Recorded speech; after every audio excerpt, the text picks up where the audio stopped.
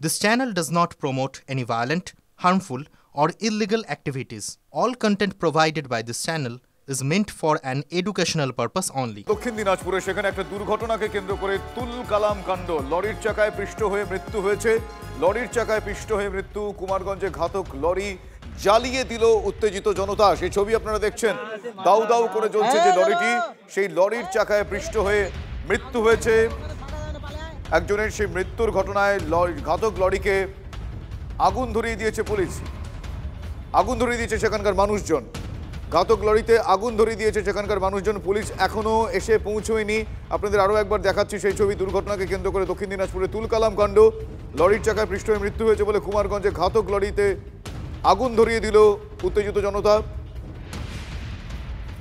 আমার সহকর্মী রূপক সরকার এই মুহূর্তে আমার সঙ্গে রয়েছেন টেলিফোন লাইনে। রূপক, ঘটনাটি কি ঘটেছে, কার মৃত্যু হয়েছে, আর কি জানা যাচ্ছে? দেখো, আজকে সকালবেলা এই ঘটনাটি ঘটেছে কিন্তু দক্ষিণ দিনাজপুর জেলার কুমারগঞ্জ ব্লকের বয়রাপাড়া বলে একটি গ্রাম রয়েছে সেই এলাকায়। সেখানে একটি মাছের খাবার বোঝায় লরি যাচ্ছিল, সেই সময় তার চাকায় পিষ্ট হয়ে একজন কাঠুরে, যিনি গাছ কাটার কাজ করেন, রশিদুল মন্ডল, সে মারা যায়। এরপরে কিন্তু ক্ষিপ্ত জনতা প্রথমে ওই লরিটিকে আটকায়, এরপর সেই লরিতে আগুন লাগিয়ে দেয়। এবার আগুন যখন খবর পায় আগুন লেগেছে লরিতে, ঘটনাস্থলে দমকল কর্মীরা যায় এবং পুলিশও যায় কুমারগঞ্জ থানার। কিন্তু ক্ষিপ্ত জনতার রোষ এতটাই ছিল যে সেই আগুন নেভাতে তারা বাধা দেয়। কোন রকম ভাবে লরির আগুন নেভানো যাবে না বলে তারা কিন্তু পরিষ্কার ভাবে জানিয়ে দেয়। কার্যত পুলিশ কর্মী এবং দমকল কর্মীদের সামনেই কিন্তু সেই লরিতে আগুন চলতে থাকে। যদিও পরে আরো ঘটনাস্থলে বিশাল পুলিশ যায়, পুলিশ গিয়ে তারপর পরিস্থিতি নিয়ন্ত্রণে রাখে। বর্তমানে আগুন নেভানোর কাজ চলছে। লরির চালক ঘটনার পরে কিন্তু পালিয়ে গেছে, লরি ফেলে পালিয়ে গেছে ঘটনার পরেই। তার সঙ্গে কোনো হেল্পার বা খালাসি ছিলেন? যারা লরিতে ছিলেন, যেটা জানা যাচ্ছে, লরির চালক থেকে শুরু করে তার হেল্পার বা সহযোগী, তারা সকলেই পালিয়ে গেছে ঘটনাস্থল থেকে। স্থানীয়দের যেটা দাবি যে এই যে মৃত্যু হয়েছে, যেভাবে পিষে মারা হয়েছে, এটা কখনো স্বাভাবিক মৃত্যু হতে পারে না, এটা পরিকল্পিত খুনও হতে পারে। তার কারণে কিন্তু এই জনরোষ আজকে সামনে এসেছে কুমারগঞ্জ এলাকায়। ধন্যবাদ রূপক।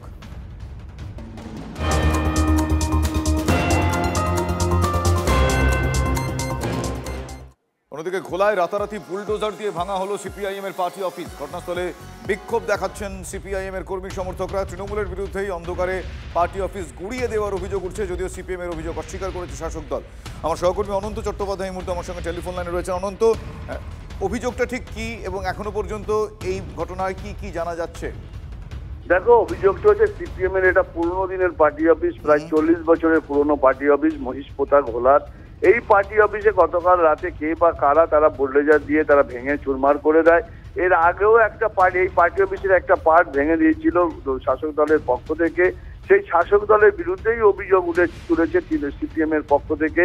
যদিও শাসক দল তৃণমূলের দাবি হচ্ছে যে তারা এর মধ্যে জড়িত নয়, এমনিই পার্টি অফিস ভেঙে গেছিল। সেই পার্টি অফিস এমনি তাদের ভাঙা ছিল, পার্টি অফিস কোনোদিন খুলতো না। তবে এই ঘটনার সাথে তাদের কেউ যুক্ত নাই, তারা অস্বীকার করেছে। তবে এই যেহেতু এটা বহু পুরনো পার্টি অফিস সিপিএম এর ভোলা মহিষপোতার, সেই জন্য একটা চাপা উত্তেজনা এলাকায় রয়েছে। কারণ এই অঞ্চলে আগে সিপিএম এর যে সাংগঠনিক ভাবে খুব শক্ত ছিল। ধন্যবাদ অনন্ত। রাস্তা তৈরিকে কেন্দ্র করে বীরভূমে ধুন্ধুমার কাণ্ড। সিপিআইএম এবং তৃণমূলের মধ্যে সংঘর্ষ। সেই সংঘর্ষে মোহাম্মদ বাজার এলাকায় তুল কালাম কাণ্ড। নিম্নমানের সামগ্রী দিয়ে রাস্তা তৈরির অভিযোগ সিপিএম এর। এই মুহূর্তে আমার সঙ্গে আমার সহকর্মী হিমাদ্রি রয়েছে। হিমাদ্রি, কি নিয়ে প্রথমে এই গন্ডগোলের সূত্রপাত? রাস্তা তৈরি হচ্ছে, উন্নয়ন হবে সবার ভালোর জন্য, রাস্তা তৈরিতে দুই রাজনৈতিক দল বিবাদে জড়িয়ে পড়লেন কেন? দেখো, পাড়াই সমাধান যে কর্মসূচি, তার মাধ্যমে একটি রাস্তার টেন্ডার হয় ভেজেনা গ্রামে। সেই রাস্তা তৈরি হচ্ছিল ঢালাইয়ের রাস্তা এবং সেটা খুবই নিম্নমানের রাস্তায়। এই অভিযোগ তুলে সিপিএম কাজ বন্ধ করে দেয়।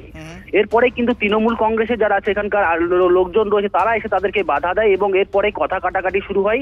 তারপর কিন্তু তৃণমূল এবং সিপিএম এর মধ্যে মারধর শুরু হয়ে যায়, একে অপরকে মারধরের চেষ্টা করে এবং এই ঘটনায় ইতিমধ্যেই দুজন তৃণমূল কর্মীকে হাসপাতালে ভর্তি করা হয়েছে, গুরুতরভাবে আহত হয়েছে তারা। যদিও এই ঘটনায় সম্পূর্ণভাবে তৃণমূলেরই যোগ দেখছে, তৃণমূলেরই অপর গোষ্ঠীর দ্বারা তারা আক্রান্ত হয়েছে, এমনটাই সিপিএম এর অভিযোগ। পাল্টা বিজেপিও এক সুরে বলছে যে তৃণমূলেরই দুই গোষ্ঠীর মধ্যে সংঘর্ষ হয়েছে। এই ঘটনাতে কেন্দ্র করে ইতিমধ্যেই কিন্তু ঘটনাস্থলে গিয়ে উপস্থিত হয়েছে মোহাম্মদ বাজার থানা পুলিশ এবং কি কারণে এই ঘটনা ঘটলো খতিয়ে দেখা হচ্ছে।